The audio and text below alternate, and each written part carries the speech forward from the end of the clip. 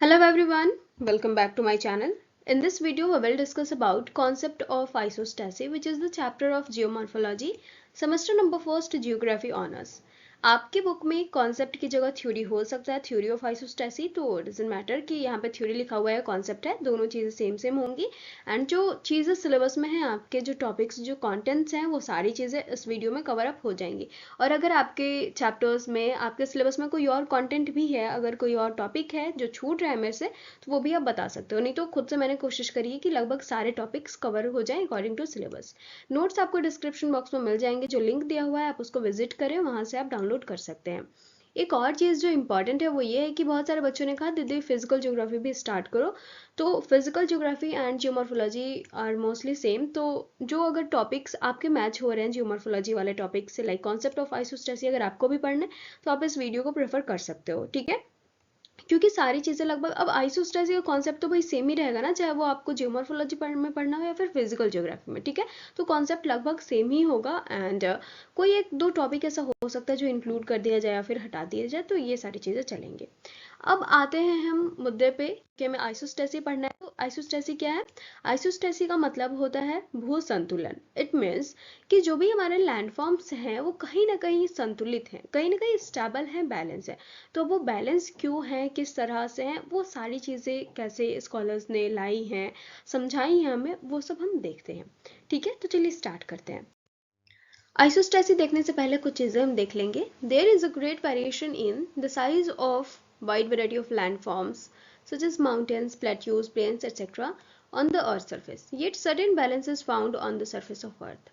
तो यहाँ पे हमें दिख रहा है कि जो माउंटेन्स है वो काफ़ी बड़े होते हैं, जो हमारे प्लेट्यूज हैं उनसे छोटे होंगे, जो प्लेन्स हैं वो उनसे छोटे होंगे। तो ये काफ़ी एक दूसरे से क्या है, दोनों ही लैंडफॉर्म्स हैं, तीनों ही लैंडफॉर्म्स है, ठीक है, लेकिन एक दूसरे से क्या कर रहे हैं, वैरी कर रहे हैं, ठीक है, साइज में वैरी कर रहे हैं। इनके अंदर जो सब्सटेंसेस है, जिन मटेरियल्स है, जिन मिनरल्स से ये बने हुए हैं, वो वैरी कर रहे हैं एक दूसरे से, लेकिन बावजूद इन सब डिफरेंसेस के ये क्या है, स्टेबल है और सरफेस पे, ठीक है। तो कहीं ना कहीं यहाँ पे एक बैलेंस बना हुआ है। Due to change of internal movements in the upper part of the earth, if the balance deteriorates at any one place, then many internal and external forces become active to re-establish the earth balance. Thus the balancing act remains in effect on the earth, ठीक है। तो यहाँ पे हमें दिख रहा है कि माउंटेन्स हमारे काफ़ी बड़े बड़े हैं, लेकिन कोई भी अगर चेंज होता है कि एक्सटर्नल फोर्स से चेंजेस हों या फिर इंटरनल फोर्स जो अर्थ से लग रही है फोर्सेस, उनकी वजह से अगर कोई चेंजेस आता है, ठीक है, कहीं पे भी बैलेंस बिगड़ने की संभावना होती है, तो वहाँ पे बहुत सारे अलग अलग फोर्सेस लगने लगेंगे इंटरनली और एक्सटर्नली, ठीक है, बहुत सारे फोर्सेस लगेंगे जो इसको बैलेंस करने की कोशिश में लग जाएंगे, ठीक है। अगर कहीं भी ये बैलेंस बिगड़ता है तो वहाँ पे बहुत सारे अलग अलग फोर्सेस लगेंगे जो इसको संभालने की कोशिश करने लगेंगे। तो यहाँ से हमें समझ में आता है कि जो बैलेंस है ना, वो हमेशा ही एक्ट करते रहता है, ठीक है। बैलेंस मतलब हमेशा ही होते रहता है और सरफेस पे इसका इफेक्ट हमेशा बना रहता है। नहीं तो अगर ये इफेक्ट नहीं होता तो हमें जो ये माउंटेन्स दिख रहे हैं ना आज, वो माउंटेन्स हमें नहीं दिख रहे होते। कहीं पे भूकंप वहाँ पे आया होता या फिर वोल्केनोज वगैरह कुछ भी हुआ होता और वो टूट फूट के सब बराबर हो चुके होते, जहाँ पे आते हैं वहाँ की भी बात हो रही है, ठीक है। लेकिन कहीं ना कहीं जहाँ पे अर्थक्वेक्स वगैरह भी अगर करते हैं तो भी वहाँ पे एक बैलेंस बन जाता है, ठीक है, वो बैलेंस अक्सर ही बनते रहता है। अब आती है बात आइसोस्टेसी की। आइसोस्टेसी का क्या मतलब है? तो simply means a mechanical stability between upstanding parts and low lying basins on a rotating earth. Earth हमारी रोटेट कर रही है, ठीक है, अर्थ रोटेट कर रही है। अब इस रोटेटिंग अर्थ पे दो चीजें हैं, एक तो अर्थ के ऊपर का पार्ट, एक तो अर्थ के नीचे का पार्ट। तो अर्थ के ऊपर के पार्ट में हमारे क्या है, माउंटेन्स, प्लेट्यूज, प्लेन्स एक्सेट्रा, ठीक है, ये अपस्टैंडिंग पार्ट्स हैं हमारे। इनके बीच में, ठीक है, अपस्टैंडिंग पार्ट्स और ये जो नीचे वाले पार्ट हैं, ठीक है, लो लाइंग बेसिन जिसको हम बोलेंगे, इनके बीच में जो एक बैलेंस बना हुआ है ना, उस मैकेनिकल स्टेबिलिटी को हम आइसोस्टेसी कहते हैं, ठीक है। इतना सबको समझ में आ गया? अभी मैंने काफी इधर ये कर लिया, ठीक है, अब इसको मिटा लेते हैं, आगे देखेंगे हम। ये डिराइव कहाँ से हुआ आइसोस्टेसी? तो ये बहुत ही इंपॉर्टेंट है, हो सकता है आपके एमसीक्यूज में पूछ दे कि कहाँ से डिराइव हुआ है। तो एक जर्मन वर्ड आइसोस्टेसियस से डिराइव हुआ है, जिसका मतलब होता है इक्विपोइस। इट मीन्स बैलेंस या फिर स्टेबिलिटी, ठीक है, स्थिरता या फिर संतुलन।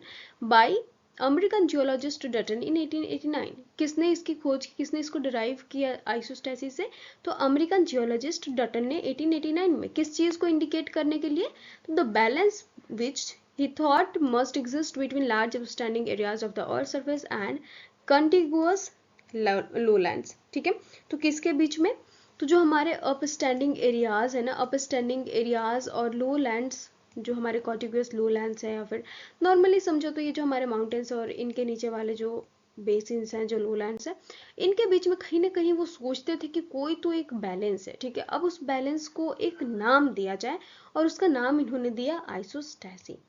Okay, according to Dutton, the upstanding parts of the earth must be compensated by light rock material from beneath so that the crustal relief should remain in mechanical stability. अब इनका क्या कहना है, इनके अकॉर्डिंग जो upstanding parts है हमारे, उनके नीचे लाइट रॉक मटेरियल्स होने चाहिए। ठीक है, ये बड़े बड़े हमारे क्या है, ये बड़े बड़े हमारे पहाड़ हैं, माउंटेन्स हैं, इसके नीचे कहीं ना कहीं हमारे क्या होने चाहिए, लाइट रॉक मटेरियल्स होने चाहिए, जो कि इसकी स्थिरता को बनाए रखे। ठीक है, ऐसे होने चाहिए इसकी मैकेनिकल स्टेबिलिटी बनाए रखने के लिए।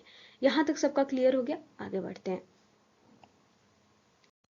अब हमारे पास है डेवलपमेंट ऑफ थ्योरी। ये थ्योरी डेवलप कैसे हुई, ये जो आइसोस्टैसी की थ्योरी है, भू संतुलन की थ्योरी, वो कैसे डेवलप हुई। तो 19th सेंचुरी के पहले ऐसा कुछ नहीं था। ठीक है, 19th सेंचुरी तक आप आराम करो, कोई ऐसी बात नहीं थी, किसी का भी अटेंशन, किसी भी स्कॉलर का अटेंशन कहाँ नहीं था, लैंड बैलेंस की तरफ नहीं गया था।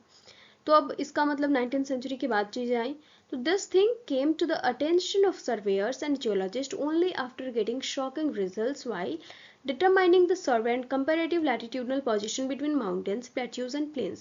जब वो सर्वे करने निकले, लैटिट्यूडनल और लैटिट्यूडनल बोलो या फिर लॉन्जिट्यूडनल पोजीशन फाइंड आउट करने के लिए जब वो निकले, सर्वे करने निकले, तब उन्हें शॉकिंग रिजल्ट्स मिलने शुरू हो गए। ठीक है, आगे हमारे पास है then the attraction of this scholars got on the balance that remains between the huge mountains and on the surface in the middle of the deep oceans। तब इनका ध्यान किधर गया, उस बैलेंस पे गया जो किसके बीच में है, ह्यूज माउंटेन्स और जो लो लाइंग बेसिन्स हैं उनके बीच में, जो डीप ओशंस, मान लो यहाँ पे पहाड़ है, नीचे ऐसे ओशंस हैं। ठीक है, तो इसमें जो इसका पार्ट है ना, तो बीच में कोई ना कोई संतुलन तो है, तभी तो ये खड़ा है। ठीक है, तो उस पे गया। ओके, ये उसकी तरफ अट्रैक्ट हुए। From this the principle of balance was formulated, और यहाँ जो प्रिंसिपल ऑफ बैलेंस है वो फॉर्मुलेट हुआ। Okay, under the guidance sir George Everest, surveyor general of India, in 1859 the geodetic survey method was introduced in the Gangetic plain. Sir George Everest के guidance में एक सर्वे हुआ, सर्वे हो रहा था गैंगेटिक प्लान में। ठीक है, ये जियोडेटिक सर्वे है, वही हमारा क्या है, लैटिट्यूडनल और लॉन्जिट्यूडनल पोजीशन फाइंड आउट करने वाला। तो ये हो रहा था। ओके, कब, 1859 में। With the help of accurate reference position of many places was determined for latitude determination. बहुत सारे प्लेसेस के नाम लिस्ट आउट किए गए थे। ठीक है, लैटिट्यूड और लॉन्जिट्यूडनल पोजीशन फाइंड आउट करने के लिए, डिटरमाइन करने के लिए। उसमें हमारा था कल्याण एंड कल्याणपुर, ये दो जगह थे, और इन्हीं दोनों को हम इसमें देखने वाले हैं। ठीक है, Kalyan was only 96 km away from the Himalayan mountains, while Kalyanpur was on the border of plateau। ठीक है, तो कल्याण 96 किलोमीटर था हिमालयन माउंटेन से दूर, और कल्याण कहाँ था, प्लेट्यू के बॉर्डर पे, मतलब उससे दूर था। The latitudinal determination of these places was done by both the methods of triangulation and astronomical, but there was a difference of 5.236 in latitudes of both the places determined by above method. तो above method जो हमारे triangulation और astronomical method से, दोनों ही method से कल्याण और जो कल्याणपुर था वहाँ का क्या निकाला गया, वहाँ का लॉन्जिट्यूडनल नहीं, लैटिट्यूडनल डिटरमाइन किया गया, लैटिट्यूडनल पोजीशन डिटरमाइन किया गया। ठीक है, दोनों मेथड से जब इन्होंने निकाला तो अब उन्होंने सोचा कि अब मिला लेते हैं, देख लेते हैं कि भैया दोनों से सेम आ रहा है कि नहीं। तो जब दोनों से निकाल करके उन्होंने मिलाया तो पता चला कि इतना का डिफरेंस आ रहा है। ठीक है, दोनों मेथड से निकालने के बाद कितना का डिफरेंस आया, 5.236 का डिफरेंस आया, और उन्हें लगा कि चलो ये शायद इसलिए है कि जो कल्याण है वो नज़दीक है हिमालयन माउंटेन के, इसलिए। ओके, अब यहाँ तक तो चलो ठीक है, हो गया। आगे आता है हमारे एरी एंड अदर स्कॉलर्स। तो अब आगे भी बहुत सारे स्कॉलर्स आते रहेंगे। While studying the vastness of Himalayas and its effect on the pendulum, told that the Himalayas are affecting the headline of pendulum because only because their attractive power. तो अब ये बात आती है कि जब एरी एंड अदर स्कॉलर्स क्या कर रहे थे, पढ़ाई कर रहे थे हिमालय के वास्टनेस और इफेक्ट ऑफ पेंडुलम की। ठीक है, कि पेंडुलम किस तरह से रिएक्ट कर रहा है, तो पता चलता है कि Himalayas are effecting the headline of pendulum. जो पेंडुलम का हेडलाइन है उसको इफेक्ट कर रहा है हिमालय, ठीक है। उसकी कहीं ना कहीं पेंडुलम को अपनी तरफ अट्रैक्ट कर रहा है अपनी अट्रैक्टिव पावर से। ओके, प्रैट फर्दर इन्वेस्टिगेशन करते हैं इस बेसिस पे, शायद पेंडुलम वाले बेसिस पे।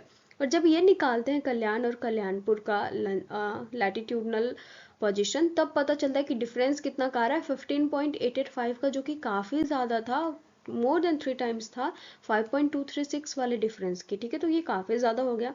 ओके, ये बेसिस पे किसके था, इन्होंने एक एजम्पशन मान लिया कि जितने भी हमारे माउंटेन्स है उसकी एवरेज डेंसिटी 2.75 है, ठीक है। तो अब ये किस किस तरह से पूरा एकदम काउंट करके निकालते हैं, वो सारी चीज़ें हमें जानने की ज़रूरत नहीं है अभी, हम सर्वे नहीं करने निकले, हमें बस पढ़ना है, ठीक है। Another fact before scientists that the Himalaya was not exerting the attraction according to its enormous mass. अब यहाँ पे एक और फैक्ट आता है साइंटिस्ट के सामने कि हिमालय जो है उतना ज़्यादा एक्सर्ट नहीं कर पा रहा है अट्रैक्शनल फोर्स जितना कि उसका मास है। मतलब वो काफ़ी विशाल है, काफ़ी वास्ट माउंटेन है, लेकिन उतना इसका अट्रैक्शनल फोर्स नहीं है, ठीक है। ये चीज़ यहाँ पे सामने आती है। आगे जाते हैं हम।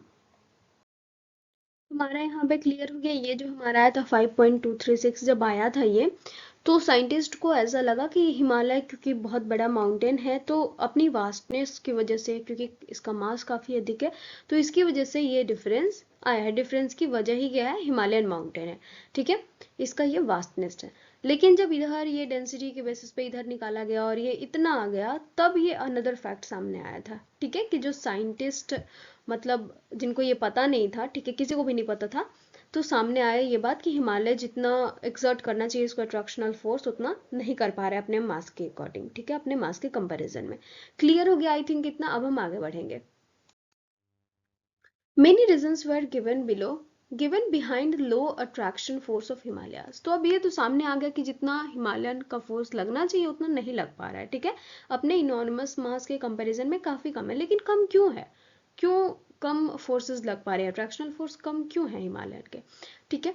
तो बहुत सारे रीजंस, अब साइंटिस्ट बहुत सारे हैं तो रीजंस भी बहुत सारे दिए होंगे, है कि नहीं।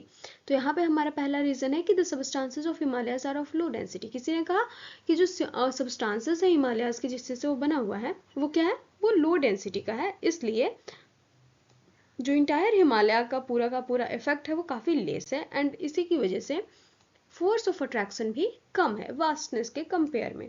यहाँ तक सबका क्लियर हो गया।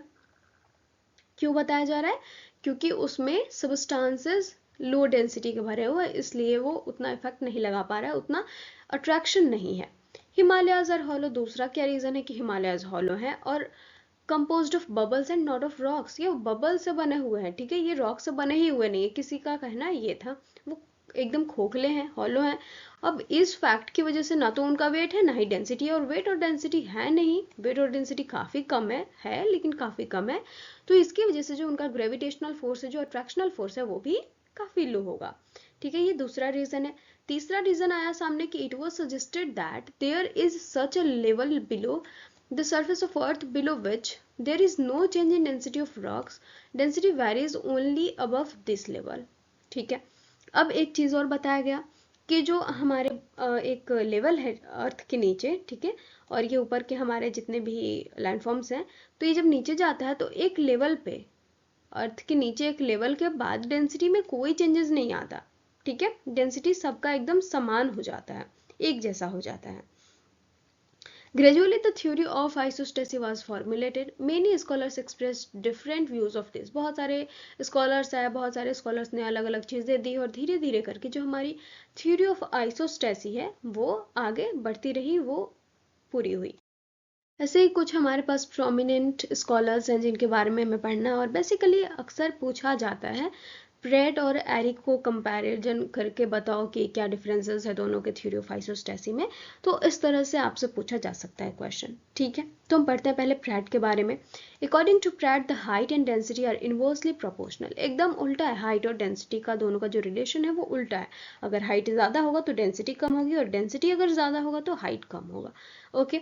तो bigger the column lesser the density, जितना बड़ा कॉलम होगा डेंसिटी उतनी ही कम होगी, और जितना छोटा कॉलम होगा डेंसिटी उतनी ही ज्यादा होगी। ये किसका कहना था, आर्केडिक और प्रैट का। That is, the density of mountain is less than that of plateaus. Plateaus are lower than plains and plains is less than sea basins. तो यहाँ पे एक चीज़ इन्होंने बताई, इसके बाद डायरेक्टली बोल दिया कि मतलब कि जो माउंटेन्स है हमारे, उनकी जो डेंसिटी है वो प्लेट्यू से कम होगी, प्लेट्यू की डेंसिटी प्लेन से कम होगी और प्लेन की डेंसिटी सी से कम होगी, सी बेसिन से। ठीक है, यहाँ तक इन्होंने बताया। अब आगे देखते हैं कि और क्या क्या कहा इन्होंने थ्योरी ऑफ आइसोस्टेसी के लिए। अकॉर्डिंग टू हिम, ये आपको लाइन याद रखना है एकदम, बहुत इंपॉर्टेंट है ये। According to him, there is a level of compensation above which there is variation in density of different columns of land, but there is no change in density below this level. Okay, line of compensation है एक, जिसके नीचे जो हमारी क्या बोल सकते हैं इसको, लैंडफॉर्म्स हैं, उनके पार्ट में कोई चेंजेस नहीं आते, उनके पार्ट जो उनके पार्ट की डेंसिटी है उसमें कोई चेंजेस नहीं आते, और लाइन ऑफ कंपनसेशन से ऊपर ही सिर्फ डेंसिटी क्या होते हैं, चेंज होते हैं। ठीक है, Pratt explained it by experiment, that if a glass filled with mercury, if the rods are immersed with the same width and weight of different metals in the vessel, they become situated in a fixed plane in spite of being of different heights. इन्होंने क्या बताया कि अगर आप एक glass लो और उस glass में मरकरी भर दो और मरकरी में बहुत सारे रॉड्स आप डाल दो, ठीक है, जिनके जो विड्थ वगैरह हैं वो सारी चीज़ें सेम है, बस उनकी हाइट क्या हो, हाइट डिफरेंट हो। ठीक है, ये हाइट सबके डिफरेंट है, उनको इसमें डाल दो। लेकिन डालने के बाद क्या होगा कि वो ऊपर नीचे नहीं होगा, जैसे कि ये छोटा है, ठीक है, तो इसको ऊपर ही रह जाना चाहिए था। ओके, अगर ये बड़ा है तो थोड़ा उससे नीचे होता है, ये थोड़ा उससे, जैसे कि प्रैट ने कहा था कि क्या होता है, प्रैट का हमने पढ़ा नहीं है अभी, ठीक है, अभी हम प्रैट का पढ़ रहे हैं, ठीक है, एरी का पढ़ेंगे तो हमें पता चलेगा एरी वाला। ओके, तो एरी वाले में है कि ये अगर बड़ा है तो ये काफ़ी नीचे तक जाएगा, अगर ये छोटा है तो ये यहाँ तक रहेगा, ये छोटा है तो ये यहाँ तक रहेगा, तो ऐसे ऐसे इनका एरी वाला है। ठीक है, लेकिन इनका क्या कहना है कि लाइन ऑफ कंपनसेशन के बाद ये सारा एकदम बराबर हो जाता है, ये बड़ा भी रहे छोटा भी रहे कोई फर्क नहीं पड़ता, ये क्या होगा, बराबर रहेगा। ठीक है, और इन्होंने ना एक्सपेरिमेंट भी कर दिया रॉड्स डाल डाल के ग्लास ऑफ मरकरी में। आगे हमारे पास similarly the mountains, plateaus, plains located on the earth became stable on a plane in earth interior. और ऐसे ही जिस तरह से इन्होंने इसको प्रूव कर दिया, मतलब ये मरकरी में डाल करके और ऐसा दिखा दिया कि हाँ देखो ये बराबर बराबर है। ओके, तो वैसे ही बस इन्होंने कह दिया कि हाँ जब प्लेट्यूज, प्लेन्स सबके आकार अलग हैं, साइजेस अलग हैं, लेकिन नीचे जाने के बाद अर्थ में जो इनका नीचे वाला पार्ट है वो क्या होता है, बराबर होता है। ठीक है, in the earth interior below which there is equal weight, there there is a difference in density above but the balance remains equal in depth. ठीक है, नीचे क्या होता है, नीचे सारी चीजें एकदम सेम रहती हैं, equal equal.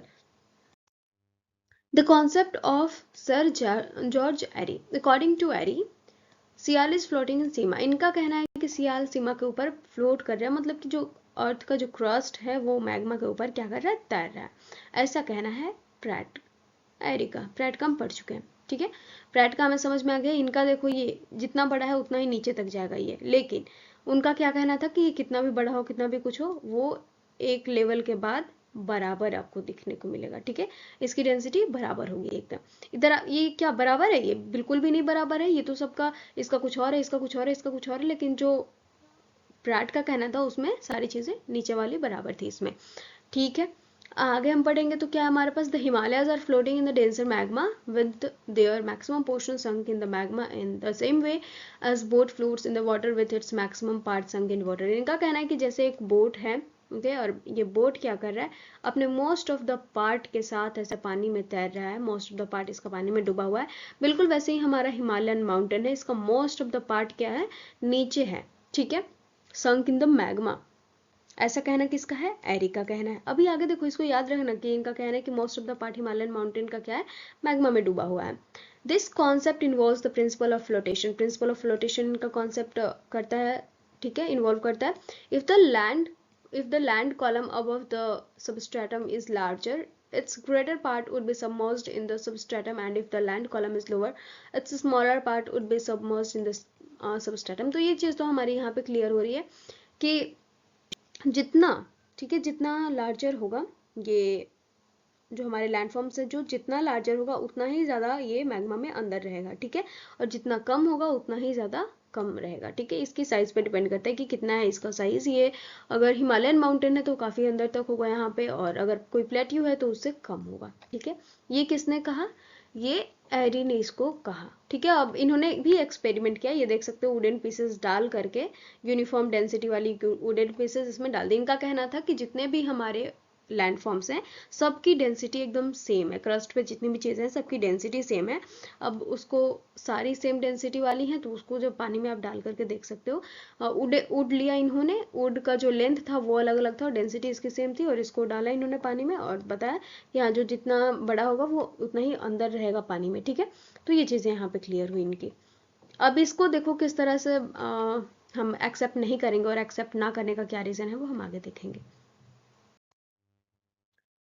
The density of different columns of land, mountains, plateaus, plains, etc. remains the same. Density does not change with depth. Depth के साथ density बिल्कुल भी change नहीं होगी। ठीक है, density बराबर ही रहेगी। Density of different columns of the land remains same. यही चीज़ थी उधर, पीछे हमने देखा कि सबकी density क्या थी, same थी। Thus, the part of Himalayas above substratum are exerting attractional force, wherein the part which are submerged in substratum does not exert attractional force. तो यहाँ पे बताया जा रहा है कि इसीलिए हमारा जो हिमालय है उसका जो पार्ट ऊपर है, मैग्मा से ऊपर है, वही सिर्फ फोर्स अट्रैक्ट करता है। ठीक है, मतलब फोर्स एक्सर्ट करता है, और जो पार्ट नीचे है और मोस्ट ऑफ द पार्ट नीचे है तो वो उसका जो लग रहा है फोर्स वो नहीं लग पाता। ठीक है, वो उसका फोर्स इधर नहीं गिना जाता, वो लगता ही नहीं है बिल्कुल भी। कोई भी अट्रैक्शनल फोर्स एक्सर्ट नहीं करता, ये सिर्फ ऊपर वाला करता है, इसीलिए ऊपर वाला पार्ट क्या है, ऊपर वाले पार्ट का काफ़ी कम लगता है। इसके मास के कंपैरिजन में हम देखें, इसके वास्टनेस के कंपैरिजन में इससे जो फोर्स लगता है वो इसीलिए काफ़ी कम है, क्योंकि इसका मोस्ट ऑफ द पार्ट नीचे मैग्मा में है जिससे फोर्स नहीं लगता।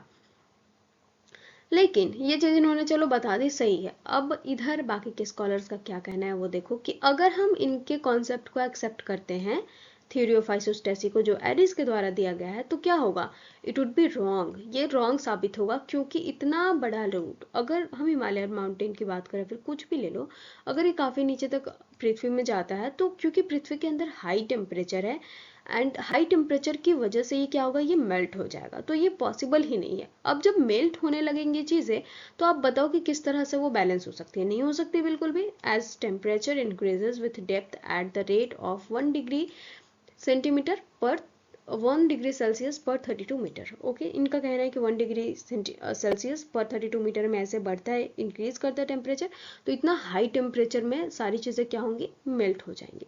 ठीक है, इनका कॉन्सेप्ट अब क्लियर हुआ सबका कि इनका क्या कहना था।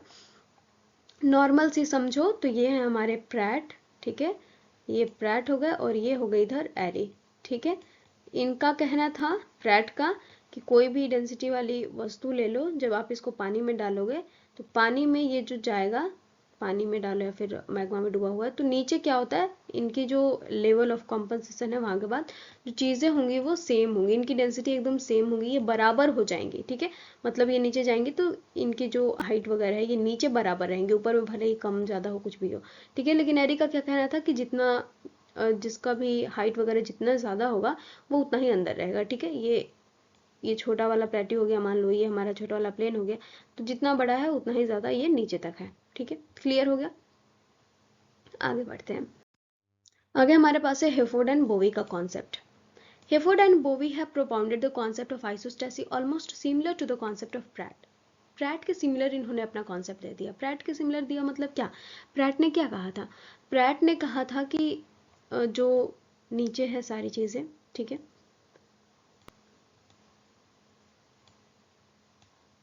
प्रैट ने हमारा क्या कहा था, प्रैट के अकॉर्डिंग जो ये लेवल ऑफ कंपनसेशन है, वहाँ के बाद जो हमारे जितने भी लैंडफॉर्म्स हैं वो इक्वल इक्वल होते हैं। ठीक है, according to them there is a inverse relationship between height of columns of the crust and their respective densities of the line of compensation. Height जितना ज़्यादा होगा उतना ही कम डेंसिटी होगा, एंड हाइट जितना कम होगा उतना ही ज़्यादा डेंसिटी होगा, ये कहना था प्रैट का। ठीक है, वही चीज़ इन्होंने भी कही हेफोर्ड ने। अभी हेफोर्ड और बॉय ने एक नई चीज़ थी, वो थी कि जो प्लेन ऑफ कंपनसेशन है, लेवल ऑफ कंपनसेशन है, जहाँ से चीज़ें क्या होती हैं, सेम हो जाती हैं, मतलब जहाँ से जो डेंसिटीज़ वगैरह है वो एकदम सेम सेम दिखती हैं, वो क्या है, वो डेप्थ ऑफ अबाउट 100 किलोमीटर है। ठीक है, वहाँ पे लोकेट करता है। तो अब 100 किलोमीटर जब इन्होंने कहा तो भाई 100 किलोमीटर तो बहुत दूर हो गया, और 100 किलोमीटर तो चीज़ें एकदम पिघल जाएंगी, मेल्ट हो जाएंगी। तो इसको किसने कट कर दिया, जॉली ने इसको रिजेक्ट किया।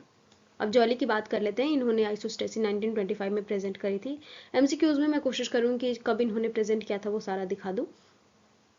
तो इन्होंने आइसोस्टेसी की थ्योरी 1925 में दी और he contradicted the concept of Hayford and Bowie and rejected the level of compensation at the depth of about 100 km as at this depth temperature will be very high and it will lead to liquefaction and this level of compensation will not be possible. He proposed the depth of 10 miles which is 16 kilometre. इन्होंने क्या किया, हेफोर्ड and Bowie का जो concept था उसको reject किया। जो compensation इन्होंने बताया था डेप्थ ऑफ 100 किलोमीटर उसको रिजेक्ट किया। कहा कि अगर इतना किलोमीटर अगर हम बात करें नीचे अर्थ की गहराई में तो भैया वहां तक तो सारी चीज़ें लिक्विफाइड हो जाएंगी, लिक्विड में कन्वर्ट हो जाएंगी, तो स्टेबिलिटी की तो बात ही मत करो।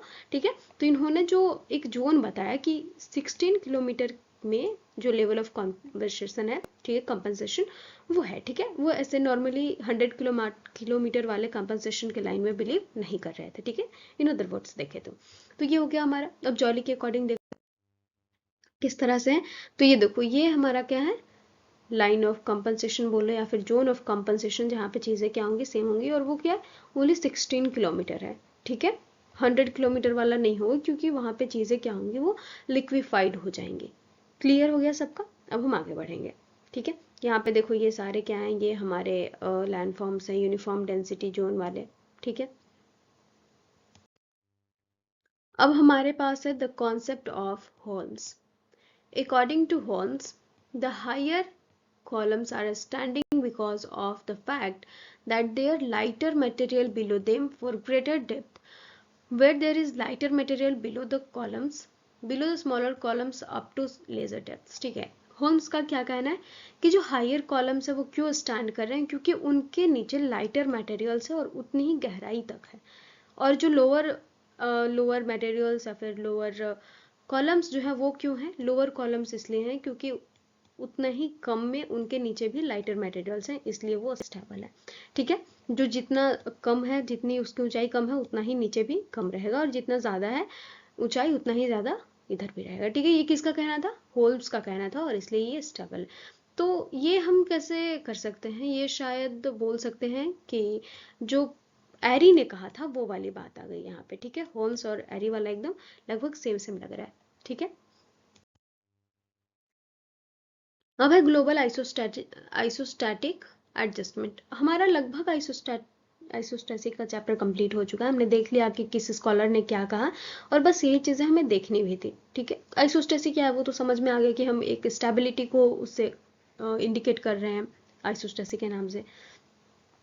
There is no complete isostatic adjustment over the globe because the earth is so unresting. अर्थ अनरेस्टिंग है, अर्थ हमेशा घूमते रहती है और उसके अंदर एक्सटर्नल इंटरनल फोर्स काफ़ी लग रहे हैं भैया।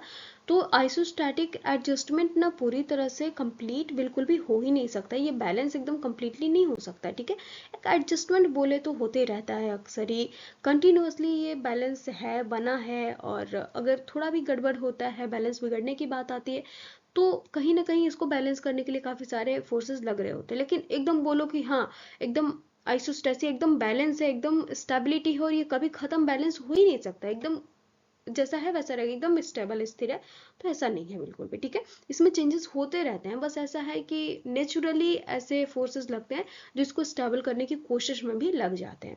क्लियर है? The regular earthquakes and volcanic eruption along a particular belt do not signify any balance. कोई भी बैलेंस को सिग्निफाई नहीं करते हैं रेगुलर earthquake और volcanic eruption किसी भी बेल्ट में, but a short of adjustment is needed continuously. लेकिन एक short of adjustment continuously ज़रूरी होता है। ठीक है, उस adjustment की वजह से ही सारी चीज़ें आज हमें देखने को मिलती हैं। इंडोजेनेटिक फोर्सेज और टेक्टोनिक इफेक्ट्स बोलो तो जो हमारे अर्थक्वेक्स, वोल्केनिक इरप्शन इसी में शामिल हो गए। ठीक है, वो हमारे क्या है, इंडोजेनेटिक फोर्स ही हैं। तो यही क्या करते हैं, इम्बैलेंस क्रिएट करते हैं। जो भी हमारे लैंडफॉर्म्स हैं, जो सरफेस ऑफ अर्थ पे चीज़ें हैं, उनमें क्या करते हैं, ये इम्बैलेंस क्रिएट करते हैं। लेकिन nature always tries to make an isostatic adjustment with itself. Nature हमेशा ट्राई करते रहता है एक आइसोस्टैटिक एडजस्टमेंट बनाने का, एक स्टेबिलिटी बनाए रखने का वो कोशिश करते रहता है। ठीक है, अब है नहीं वो, लेकिन कोशिश हमेशा रहती है, और जिसकी वजह से चीज़ें हमें स्टेबल दिखती है। Exogenetic forces are trying to eliminate the differences on the earth, and in this process they are peeling off, transporting down to far flung places and depositing them. Erosion के process से क्या होता है? In this process the isostatic balance is maintained by underneath flows of material by subsistence at a place of deposition. Okay, यहाँ बात हो रही है एक्सोजेनेटिक इंडोजेनेटिक फोर्स से। हमने देख लिया अंदर से आंतरिक बल लग रहे हैं जिसकी वजह से अर्थक्वेक, वोल्केनिक इरप्शन वगैरह होता है, तो इनकी वजह से इम्बैलेंस क्रिएट होता है। लेकिन नेचर ट्राई करता है इसको कंट्रोल करने का, कंट्रोल तो नहीं हो पाता लेकिन फिर भी क्या होता है, उसको बैलेंस करने की कोशिश में लगा रहता है। ओके, और एक्सोजेनेटिक फोर्सेस में हमारा इरोजन हो गया, चाहे वो ग्लेशियल इरोजन हो, रिवर इरोजन हो या फिर विंड इरोजन हो, ठीक है, ये सारे इरोजन हमारे होते रहते हैं। अब इन इरोजन की वजह से ना जो चीज़ें हैं, ये लाइक माउंटेन इतना बड़ा है तो इरोड होकर के ये इतना हुआ, इरोड होकर के ये इतना हुआ, तो ये वाला पार्ट कहाँ जाएगा? इतना इरोड होकर के छोटे छोटे पार्ट में कन्वर्ट होकर के ये कहीं ना कहीं इधर डिपॉजिट होगा। अब इधर डिपॉजिट होगा ना तो भाई देखो धीरे धीरे ये जो प्रोसेस है वो कंटिन्यू होगा, और जो ये पार्ट है वो नीचे जाएगा और मैग्मा से इधर फिर से पिघल करके वापस से ये माउंटेन को बैलेंस करने की कोशिश करेगा। तो कभी कभी लगता है कि माउंटेन फिर से अराइज हो रहा है, ठीक है, तो ये प्रोसेस चलते रहता है। अभी जो हमने शायद प्लेट टेक्टोनिक वाला चैप्टर पढ़ा तो उसमें हमने प्लेट टेक्टोनिक का ही चैप्टर था शायद, हाँ शायद वही था। तो उसमें हमने देखा कि चीज़ें हमारी क्या होती हैं, जो ये दो कॉन्टिनेंट है मान लो या फिर सी और कॉन्टिनेंट है, तो जो कम डेंस होता है वो क्या होता है, शायद नहीं, जो ज़्यादा डेंसर होता है वो नीचे जाता है और जो कम होता है डेंसर वो ऊपर रहता है, और ये नीचे जाकर के इधर मेल्ट होता है, मेल्ट होकर के फिर इधर क्रिएट होती हैं चीज़ें। तो ये होते रहता है, कंटिन्यूअस प्रोसेस है ये, ठीक है, जिसकी वजह से क्या होता है, ग्लोबल आइसोस्टैटिक एडजस्टमेंट होता है। कंप्लीट नहीं है ये, बस ट्राई होते रहता है, ठीक है, एफर्ट लगते रहते हैं। एक बार हम एक देख लेते हैं फिगर, देख सकते हो ये मेरी कॉपी वाली फिगर है, ये किस तरह से ये माउंटेन है और इधर से ये पीलिंग ऑफ हो रहा है और चीज़ें क्या हो रही है, इरोड हो रही है, ट्रांसपोर्ट हो रही हैं और इधर डिपॉजिट हो रही है, फिर नीचे ये जाएंगे और इधर से ये मैग्मा में कन्वर्ट होकर के, मेल्ट होकर के फिर वापस इसे बैलेंस करने की कोशिश में लग जाएंगे, ठीक है। तो ये चीज़ें चलती रहेंगी, देख सकते हो आप पहले कैसा है, फिर इरोड होकर के कैसा हुआ एंड देन कैसा हुआ, और फिर ये कहीं ना कहीं इधर ही यहीं पे हो सकता है कि फोर्स लगे, ठीक है, अपलिफ्टमेंट का फोर्स इधर लग रहा है तो ये फिर से उठेगा या फिर इधर कहीं लगने लगे, तो इस तरह से ये चलते रहेगा, ठीक है। आई होप आपको आइसोस्टेसी का चैप्टर पूरे अच्छे से समझ में आ गया होगा। इसमें ज़्यादातर क्वेश्चन एरी एंड प्राट से पूछे जा सकते हैं या फिर थ्योरी ऑफ आइसोस्टेसी को डिफाइन करने के लिए, तो नॉर्मल है पूरा का पूरा। हम नेक्स्ट वीडियो में 1 मार्कर करेंगे एंड देन लॉन्ग आंसर भी करने की कोशिश करेंगे, ठीक है। तो थैंक यू सो मच। अगर अच्छी लगी हो वीडियो तो please don't forget to like, comment, share and subscribe. मिलते हैं नेक्स्ट वीडियो में।